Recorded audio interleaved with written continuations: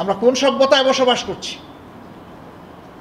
এই সমস্ত গণহত্যা যারাই সংগঠিত করেছে তাদেরকে অবশ্যই আমরা সরকারের কাছে দাবি জানাবো, অবশ্যই তাদেরকে বিচারের এবং আইনের আওতায় আনতেই হবে।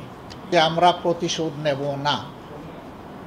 প্রতিশোধ না নেওয়ার মানে হচ্ছে আমরা আইন হাতে তুলে নেব না, কিন্তু সুনির্দিষ্ট অপরাধ যিনি করেছেন তার বিরুদ্ধে মামলাও হবে এবং তাকে সে মামলায় শাস্তিও পেতে হবে। গণহত্যার বিচার করতে হবে, আবার 15.5 বছর ধরে যে সমস্ত অপরাধ করা হয়েছে সেইটারও বিচার করতে হবে। তখন সরকারের প্রধান নির্বাহী থেকে শুরু করে সকলেই তারা বলতেন, এবং এটি আইনের কথা, যে আইন সকলের জন্য সমান, কেউ আইনকে ফাঁকি দিতে পারবেন না। আমরা সেই সমান আইনের প্রয়োগটা এখন দেখতে চাই। তবে এটা ঠিক, এই আইনের আশ্রয় নেওয়ার নামে একজন নিরপরাধ মানুষও যাতে হ্যারাসমেন্টের শিকার না হয় সেইটাও আমাদেরকে খেয়াল রাখতে হবে। আমরা আমাদের সংগঠনের প্রতি আহ্বান জানিয়েছি যে ক্ষতিগ্রস্ত যারাই মামলা করবেন, আইনের আশ্রয় নেবেন, কোনো মানুষের উপর যাতে বেইনসাফি না হয় সেই দিকে তীক্ষ্ণভাবে দৃষ্টি রাখতে হবে। বারবার চেক করে দেখতে হবে যে কোনো নিরপরাধী মানুষের নাম আমাদের অভিযোগপত্রে আছে কি না। যদি থাকে তা অবশ্যই বাদ দিতে হবে, তাকে রাখা যাবে না। জনগণকে সকল দিক থেকে যখন জুলুম নিপীড়নের শিকার হতে হলো, ঘুষ, দুর্নীতি, লুণ্ঠন, দখলদারি, খুন, রাহাজানি, গুম, ধর্ষণ যখন সীমা অতিক্রম করে গেল, তখন আল্লাহ তাআলার ফয়সালা বাংলাদেশের জমিনে নেমে আসলো। ছাত্র সমাজের একটা ন্যায়সঙ্গত দাবিকে যেভাবে প্রথম দিকে তুচ্ছ তাচ্ছিল্য করা হলো এবং উস্কানিমূলক বক্তব্য দিয়ে তাদের অনুভূতিতে আঘাত দেওয়া হলো, তারা একটা দাবি, কৌটা সংস্কারের দাবিতে, কৌটা বন্ধের দাবিতে নয়, বিলুপ্তির দাবিতে নয়, সংস্কারের দাবিতে তারা নেমেছিল। যে যৌক্তিকভাবে কৌটাটাকে পুনর্বিন্যস্ত করা হোক।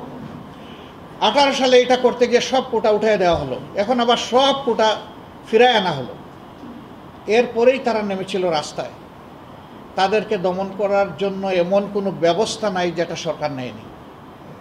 প্রথমে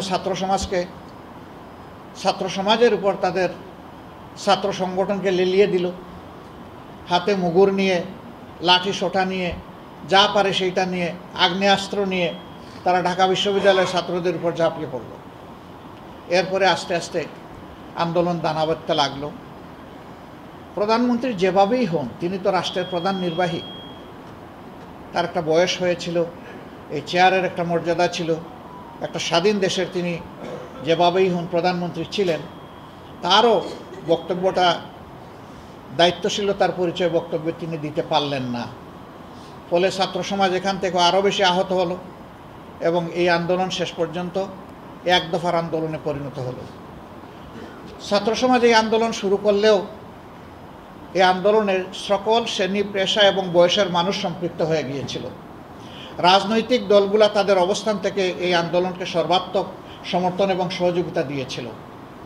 কিন্তু এই আন্দোলনের অগ্রভাগে ছিল আমাদের ছাত্র, তরুণ এবং যুবক সমাজ। আমি আজকে তাদেরকে অভিনন্দন জানাচ্ছি। তারা জাতিকে স্বস্তির নিঃশ্বাস এনে দিয়েছে। আল্লাহ তাআলা তাদেরকে দুনিয়া এবং আখিরাতে দুই জায়গায় মর্যাদামণ্ডিত করুন।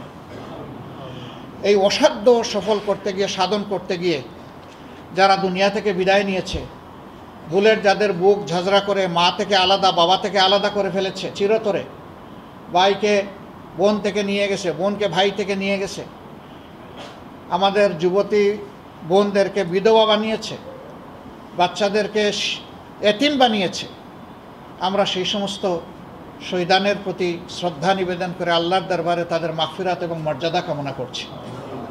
এটি ছিল সুস্পষ্ট গণহত্যা, যাদের মাথায় উঠে যে কোনো মূল্যে গদি আমার টিকিয়ে রাখতে হবে, মানুষ যা মারা যাক কোনো অসুবিধা নেই। এই জন্য আপনারা সাক্ষী, শুধু স্থলভাগেই এই গুলি চালানো হয়নি, আকাশ থেকেও গুলি চালিয়ে মানুষকে হত্যা করা হয়েছে। এগুলা ছিল দুঃখজনক। এই দৃশ্য একটা স্বাধীন দেশের নাগরিক দেখতে হবে, এর জন্য আমরা মানসিকভাবে প্রস্তুত ছিলাম না। আবার বিভিন্ন সময় ইন্টারনেট সেবা টোটালি বন্ধ করে দিয়ে সেখানে যাদেরকে হত্যা করা হয়েছে তাদের লাশ গুম করা হয়েছে। সর্বশেষ আপনারা দেখেছেন আশুলিয়ার ঘটনা, সেখানে ট্রাকের উপরে লাশের স্তূপ, তারপরে ধরিয়ে দেওয়া হয়েছে আগুন। এই গণহত্যা ক্ষমা করার কারো অধিকার নেই।